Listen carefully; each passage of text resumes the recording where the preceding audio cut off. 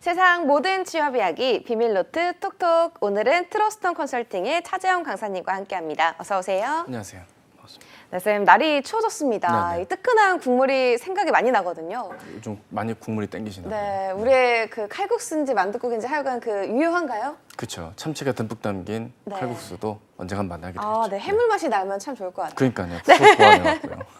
점점 메뉴가 늘어나네요. 네, 하나씩 늘어날 것 같아요. 그러니까요. 이렇게 도시락을 싸드릴 수도 없고 참 새벽부터 고생 많으십니다. 감사합니다. 네. 네, 겨울이 아직 한참 남았잖아요. 네. 기대하겠습니다. 네. 알겠습니다. 네. 열심히 해야죠. 네, 쌤 기업 이제 취업 준비하는 분들 만나다 보면요. 괜찮은 기업 있으면 좀 추천해달라고 하시는 분들이 많거든요. 네. 그럴 때 어떤 기준으로 조금 추천해 주시는 편인가요? 아무래도 네. 전공을 일단 살릴 거냐. 네. 그리고 살리는 것과 관계없이 경쟁력이 있는 기업이냐. 그리고 산업의 트렌드에 잘 부합하는 기업이냐. 뭐 이런 것들을 좀 많이 고려해서 말씀을 드리는데 대부분 이런 질문하는 분들이 답을 정해놓고 질문하시는 경우들이 많습니다. 원하는 답이 나올 때까지 질문하는 연쇄 질문마들도 계시지만 뭐 나쁜 의미는 아니니까요. 네. 그런 와중에도 이제 많은 기업들 중에는 현재 산업 트렌드에 가장 부합되는 사업을 이어가고 현재보다 미래를 더 고민을 많이 하는 회사들을 적극적으로 권장해서 추천드리는 편입니다. 네, 그런 의미에서 오늘 채용 소식을 꼭 전해주고 싶은 기업이 있으시다고요? 아 이렇게 또 유려하게 이어지네요.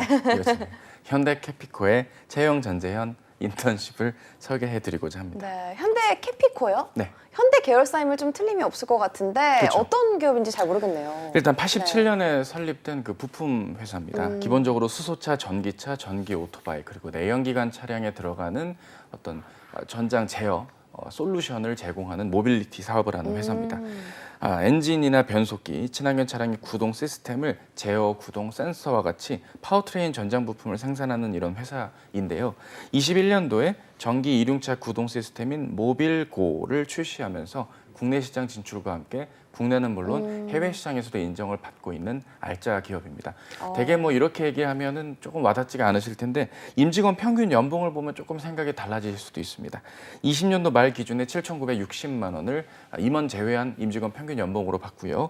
신입사원 초봉이 6천만 원대 초반을 받는 그런 회사입니다. 상여금 빼고 그냥 초봉만 말씀이고요. 실수령액이 이렇게 계산하면 한 428만 원, 뭐 430만 원 정도 실수령액을 받는 탄탄한 입지의 현대차 그룹의 부품 계열사라고 할 수 있습니다. 네. 뭐 많은 여러 가지 사업들도 있지만 최근에 주목할 만한 건 7월 달에 인도네시아 전력공사와 함께 인도네시아 내에서 전기 이륜차를 공급하게 되었다. 전기모터 제조와 배터리 교환 스테이션 등 인프라 구축에 대한 협력을 통해서 배터리 기반 전기 자동차 생태계 조성을 인도네시아 시장에서 본격화하겠다라는 협력의 의지를 만나볼 수가 있고요.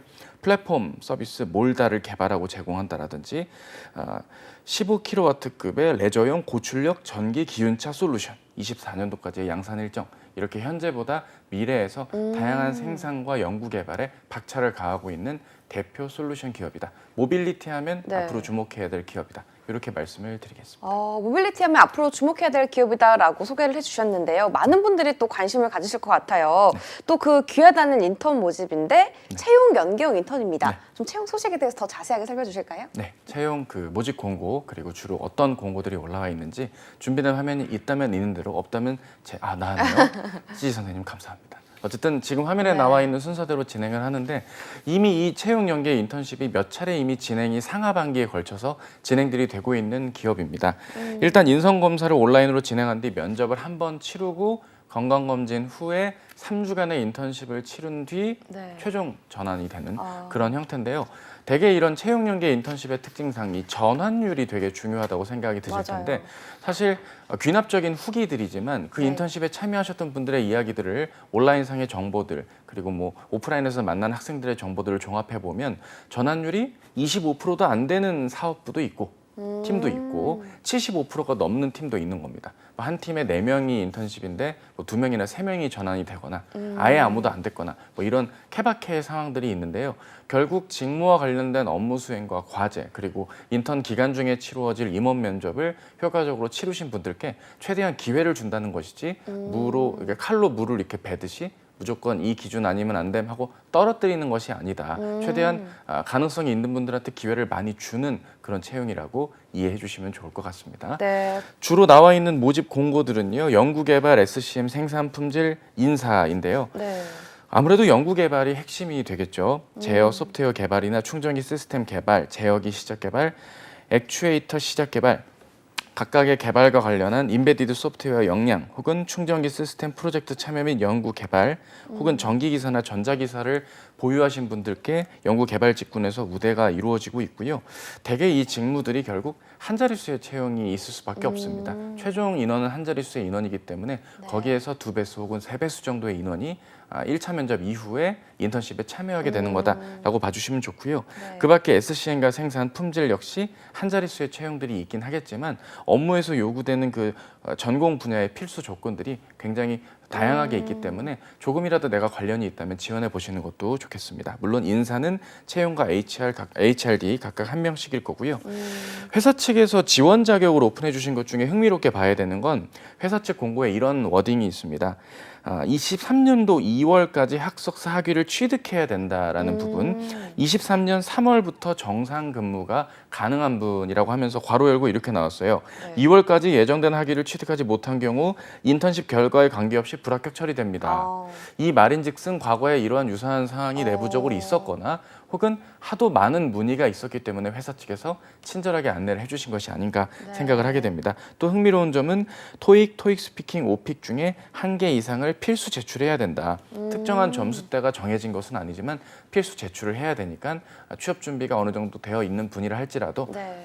이 취득 기한 만료 잘 감안하셔서 영어 점수도 꼼꼼하게 챙겨주시면 좋을 것 같습니다. 네, 알겠습니다. 이번 채용에도 특징도 있을 것 같은데요, 쌤. 어떤 것들이 있을까요? 예, 아무래도 이런 네. 채용 연계형 인턴십이 어느 정도 자리를 잡았기 네. 때문에 뭐 크게 변화를 주진 않고 안정적으로 우수한 인재들을 뽑겠다라는 걸 볼 수가 있겠고요. 그리고 자소서를 좀 중시하는 기업이라는 걸 네. 우리가 주목해서 봐야 됩니다. 문항들도 잠시 뒤에 만나보겠지만 그냥 툭 츤데레라고나 할까요? 문항만 보면 뭐 그렇게 어려운 것 같진 않은데 막상 작성을 하려고 보면 이거 내가 뭘 적어야 될까 싶은 네. 문항들도 덜어 있고요. 문항 수가 확실히 좀 줄어들고 있다는 건 한 문항당 적어줘야 될 내용들도 충실히 기재해 주셔야 된다는 것 주목해서 봐야 됩니다. 네. 우대 사항과 지원 자격들을 보면 어차피 비슷비슷한 수준의 분들끼리 이제 경쟁을 하는 구도이기 때문에 본의 아니게 자기소개서가 중요해지는 것이다. 이렇게 이해해 주시면 되겠습니다. 네, 자 그러면 이 차분한 차쌤의 차차 실력이 좋아지는 차소서 자기소개서 가이드 시간 이 부분은 가져보도록 대본을 못 봤는데 하겠습니다. 이런 말이 있네요. 작가님 하고 싶어요. 그러니까요. 네. 네. 1번부터 천천히 살펴볼까요? 네. 1번부터 제가 소개해 드릴게요. 본인이 회사를 선택할 때 중요하게 생각하는 가치 기준은 무엇이며 왜 현대캐피코가 그 가치 기준에 적합한지 기술해 주시기 바랍니다. 700자입니다. 어떻게 작성하면 좋을까요? 예, 확실히 회사의 선택 기준이 나와야 되는 게 중요합니다. 여러분이 생각하시는 회사 선택의 기준에는 여러 가지 이유가 있겠죠. 발전 가능성도 있고요. 산업 내에서의 경쟁력도 있을 겁니다. 그리고 해당 기업이 추구하는 핵심 가치나 인재상에 부합되는 회사의 성과와 모습들도 일정 부분 고려하면 좋을 텐데요. 유의하셔야 될 부분의 첫 번째가 바로 내가 생각하는 회사 선택의 기준이라는 말만 있을 뿐이지 네. 나의 스토리텔링을 너무 길게 적어야 될 이유는 없습니다. 본인께서 학부 때 참여하셨던 연구개발 성과나 여러 프로젝트, 근무하셨던 경험들을 적는 문항은 다른 문항들에 적어주셔야 되고요. 철저하게 회사 선택의 기준과 그 이유, 그리고 현대캐피코가 그 가치 기준에 적합한지를 적는 사실상 회사의 현황 파악과 지원 직무의 중요함을 녹여주시는 게 무엇보다 중요할 것 같습니다. 이를테면 이런 거겠죠. 회사가 어느 정도의 매출 성과나 네. 기술력적인 성과가 있다고 쳤을 때 그 성과가 있기까지 내가 지원하려는 SCM, 내가 지원하려는 품질, 내가 지원하려는 연구개발 직무의 중요함을 내가 알고 있고 그러한 산업 경쟁력, 회사의 사업의 발전 가능성을 좀 더 견인할 수 있는 게 내가 지금 지원하려는 직무고 나는 이 직무에 대한 확신이 있고 해당 전공의 강점을 살릴 수 있고 뭐 이런 흐름으로도 적을 수가 있는 하나의 방법이 될 거고요. 그런 방법이 너무 좀 고리타분하고 별로다 싶으면 회사가 추구하고자 하는 도전의 가치에 한번 좀 주목해 보시면 좋겠습니다. 결국 사업이 최근 2, 3년간 급속도로 성장해 나가고 있는 모빌리티라는 그 울타리 안에서 어떻게 사업들이 좀 더 이어지고 있고 제어 솔루션 관련한 발전을 연구개발적으로 기술적 측면에서 어떻게 견인해 나가고 있고 그 흐름과 과정 가운데서 내가 어떻게 회사를 좀 선택을 하게 되었다. 난 이 회사에서 이런 기여를 하고 싶다까지 이야기가 좀 뻗어나가 주는 게 무엇보다 중요하겠습니다. 네, 1번은 작성할 때 유의할 점이 있을까요, 쌤?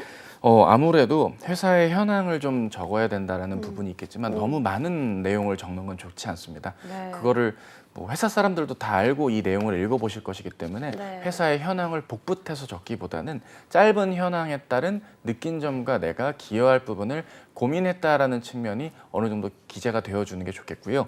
회사 선택 기준이라는 그 단어에 너무 집착할 필요는 없겠습니다. 뭔가 멋들어진 멋있는 비유와 은유가 필요한 건 아니지만 네. 뭐 내 전공을 살리고 싶은 것도 회사에 선택할 때 중요한 가치가 될 수도 있고요. 회사 안에서 뭔가 좀 이렇게 인정받고자 하는 부분들 혹은 내가 동기부여를 할 수 있는 업무 환경이라든지 다양한 모습들도 회사 선택의 기준과 가치의 영역에 들 수 있으니까 너무 추상적인 단어들보단 좀 더 피부에 와닿을 수 있는 고민하신 내용들이 어느 정도 적절하게 기재되는 게 좋을 것 같습니다. 네, 알겠습니다. 이어서 자기소개서 항목 2번 항목을 살펴보도록 하겠습니다. 지원 직무 수행을 위해 준비한 사항에 대해 학습적, 경험적 측면에서 구체적으로 기술해 주시기 바랍니다. 마찬가지로 700자입니다. 쌤이 아까 1번에서 말씀하신 그 역량이나 스펙적인 부분을 이쪽에 좀 작성하면 될까요? 맞습니다. 아니 뭐 제가 안 나와도 네. 알아서 다 이렇게 말씀을 주시니까 뭐 제가 좀 간편하게 말씀을 드릴 수 있게 되네요.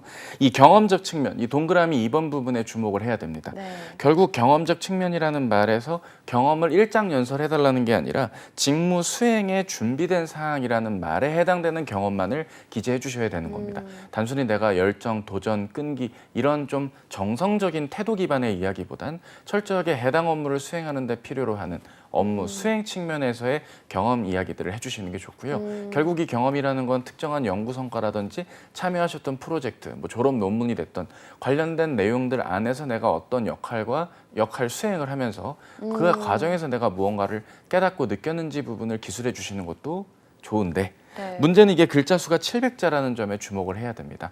따라서 너무 많은 내용을 기재하시기보다는 네. 철저하게 내가 맡았던 역할에서 이러한 개발 역량을 확인할 수 있었다. 이러한 측면에서의 분석적인 사고를 추진할 수 있었다. 공학도적인 문제 해결의 접근을 다음과 같은 단계로 이어갈 수 있었다와 같이 결과 위주로 기술을 해주시는 것이 무엇보다 중요해 보이고요. 학습적 측면에 대한 부분들도 내가 무언가를 단순히 배웠다보다는 그 익힌 내용이 직무 수행에 이러한 역할을 하는데 이렇게 도움이 될 것이다까지 좀 더 적극적으로 기재해 주시는 게 무엇보다 중요하겠습니다. 네, 알겠습니다. 2번 작성할 때는 유의할 점이 어떤 게 있을까요? 방금 전에 말씀드린 이런 학습적 측면, 네. 뭘 배웠다, 뭘 어떻게 했다라는 걸 너무 많이 과목을 나열하는 경우가 있거든요. 기상캐스터가 되는데 필요한 과목들이 있다고 친다면 네. 그 과목 A 과목, B 과목 이런 게 중요한 게 아니라 현장에서 내가 뭘 깨닫고 느꼈는지를 말해주는 게 중요한 그렇죠. 것처럼 네. 지금 지원하려는 직무와 직접적으로 관련이 있는 과목을 내가 못 들었다라는 것 때문에 스트레스 받으시기보단 철저하게 그 업무에서 요구되는 지식 조건을 뭐 기사 자격이 될 수도 있고 다양한 조금이라도 실무적인 측면의 학습들을 적어주시는 게 좀 더 낫지 일방적인 대학교의 교과목을 나열해 주는 것 그것만은 좀 참아주시는 게 좋을 것 같습니다. 네, 나열식으로 조금 적는 건 피했으면 좋겠다라고 팁을 주셨습니다. 이어서 자소서 3번 문항도 살펴볼게요. 3번입니다. 앞으로의 회사 생활에서 가장 피하고 싶은 상황은 어떤 상황인가요? 또 그러한 상황을 마주하게 된다면 어떻게 행동하실 건가요? 또 700자입니다. 좀 특이한 항목으로 보이는데요. 이 가장 피하고 싶은 상황이라는 질문의 조건이 좀 인상적입니다. 그렇죠. 어떻게 작성하면 좋을지 궁금해요. 글쎄요. 일단은 뭐 저나 우리 진현지 MC님도 마찬가지고 저희가 이렇게 생방송을 진행을 하는데 네. 뭔가 일어나면 안 되는 상황들이란 게 있지만 네. 사람마다 다 다르잖아요. 그쵸. 그렇죠. 이 지원자분들 여러분도 마찬가지예요. 입사 후에 피하고 싶은 상황은 종류가 다양한 겁니다. 네. 뭐 일을 미루다가 들켰다든지 뭐 지각을 했다라든지와 같은 개인의 영역이 있을 수도 있고요. 지원 담당하는 업무에서 실기, 놓치는 부분이 있기 때문에 실수가 벌어지거나 업무상의 이탈이 벌어질 수도 있는 거잖아요. 네. 그렇기 때문에 개인적인 측면에 피하고 싶은 상황에 대해서는 업무 기반의 상황에서 조건을 놓고 봐야지 너무 개인의 과거의 경험을 막 일장 연설하듯이 적어주시면 안 되는 문항이라고 이해해 주시면 될 것 같고요. 회사 생활에서 피하고 싶은 상황을 굳이 좀 디테일하게 들어간다면 좀 이렇게 누군가에게 일을 떠맡게 된다거나 혹은 갈등 상황에서 누군가를 조율을 해야 된다거나 네. 처음 접하는 과제나 주제에서 내가 업무에 투입이 되는 그런 상황들이 조금은 피하고 싶은 상황이지 않을까 싶어요. 네. 그럼 그런 상황에서 내가 어떻게 적극적으로 해결을 하겠다라는 동기부여의 의지와 함께 조율하고 헤쳐나가고 돌파해 나가겠다는 측면으로 봐주시면 좋고요. 네. 지식적 측면이 부족하다면 업무 외적인 시간을 통해 보완하는 것도 무엇보다 필요하겠죠. 네. 피하고 싶은 상황보다는 어떻게 또 조율하고 바꿔나갈지의 그런 상황이 더 중요한 것 같네요. 또 작성할 때 유의할 점이 있을 것 같은데요, 쌤? 아무래도 이게 그냥 내가 쓰고 싶어서 쓰는 게 아니라 채점을 받는 거니까 채점하는 사람이 봤을 땐 이야기가 그래도 어느 정도의 순서라는 게 있고 흐름이라는 게 있잖아요. 그냥 전 이런 상황 피하고 싶은데 만약 그렇게 된다면 적극 헤쳐나가겠습니다.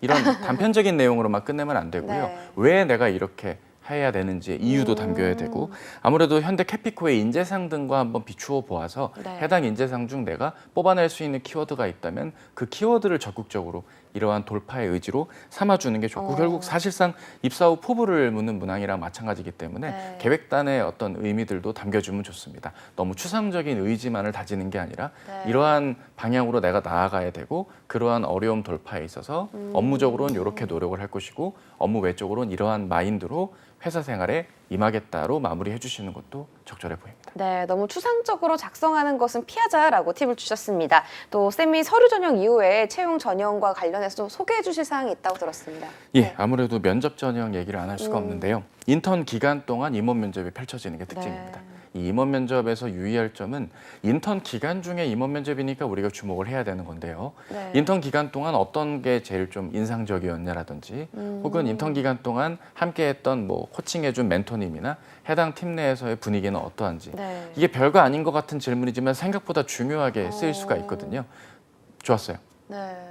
괜찮습니다. 네. 뭐 이렇게 단답으로 말을 하면 안 되고요. 철저하게 이런 부분들이 조금 우려됐지만 이런 부분이 좋았다. 혹은 내가 이 정도를 기대했는데 기대한 것 이상으로 이러한 부분을 되게 내가 많이 깨닫고 배울 수 있었다와 같이 좀 더 점진적으로 나아지는 쪽의 워딩을 네. 면접관에게 해주시는 게 좋고 너무 열정을 뽐낸다는 이유로 네. 간절함을 보여드리는 것도 물론 필요하겠지만 네. 결국 지원하시려는 직무가 죄다 이제 주로 공학 베이스의 직무들이다 보니까 네. 철저하게 현업에 바로 투입될 수 있을 만큼의 의지를 보여주시는 것, 내가 업무 외적으로 어떻게 차분히 준비가 되어 있는 인재라는 것, 이런 부분들을 잘 녹여주는 게 좋습니다. 과제 수행 부분도 짧게 말씀을 드리면 네. 현업에 벌어진 과제에 대한 부분들이니까 현업 멘토분들께 질문도 많이 주시고요. 최대한 질문을 모른다라고 하기보다는 이러한 과제를 제가 이렇게 접근할까 하는데 그 부분에 따른 우려사항이 뭐가 있을지 주로 면접 때까지 나올 수 있는 질문들도 같이 좀 계산해 가면서 질문을 주신다면 계산이라니까 좀 그러네요. 염두에 두면서 질문을 주신다면 좀 적절하게 헤쳐나가는 면접이 되지 않을까 싶습니다. 네, 알겠습니다. 끝으로 현대캐피코 인턴 모집에 지원하시는 지원자분들께 정말 짧게 응원의 한마디 부탁드릴게요. 네, 네. 알짜 기업이니까 놓치지 말고 적극적으로 지원해 주세요. 본인의 전공과 우대 자격, 필요 조건이 적합하다면 도전해 볼 만한 가치가 있는 우수 기업입니다. 네, 알겠습니다. 지금까지 차재영 강사님과 함께했습니다. 말씀 고맙습니다. 감사합니다.